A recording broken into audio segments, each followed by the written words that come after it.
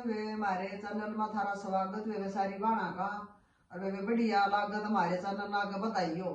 भूल गई भगवान जैसे भूल गई मत भूल गई भगवान जैसे भूल गई बकत उठ मन चाकी जोई बकत उठ मन चाकी जोई सारे गुण देखी रोटी कोई सारे गुण देखी रोटी कोई न भूल गई भगवान जैसे भूल गई मत भूल गई भगवान जैसे भूल गई पड़ोसन बैठन आई मेरी पड़ोसन बैठन आई दगाल बतलावन बाजी दगाल बतलावन बाजी मैसेज कर रही बात गैस भूल गई मैसेज कर रही बात गैस भूल गई मत भूल गई भगवान गैस भूल गई मत भूल गई भगवान गैस भूल गई सामने हुई जब रोटी कोई सामने हुई जब रोटी कोई सारा बनाया मन रोटी कोई साग बनाया मन रोटी कोई सारे गुण बेच रोटी खवाई सारे गुण बेच रोटी खवाई मन भूल गई भगवान बस भूल गई मत भूल गई भगवान जस भूल गई जम के दूतल रे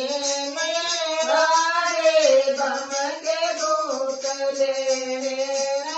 भागे धर्म राज कर जाए बैठाई धर्म राज कर जाए बैठाई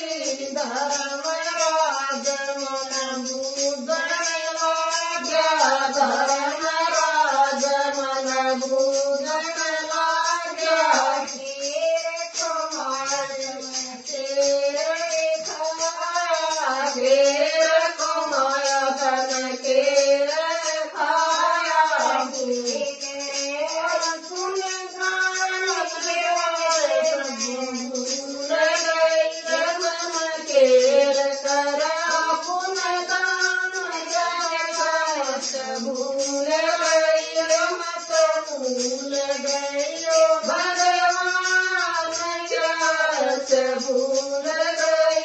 मत भूल गई भगवान जैसे भूल गई घड़ा कुमाया मन थोड़ा खाया घड़ा कुमाया मन थोड़ा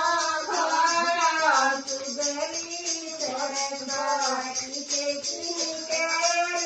सुगली चरचाटे बिना करे मन गोरिना दूर दसमा भूल गई मन कदे बोली ना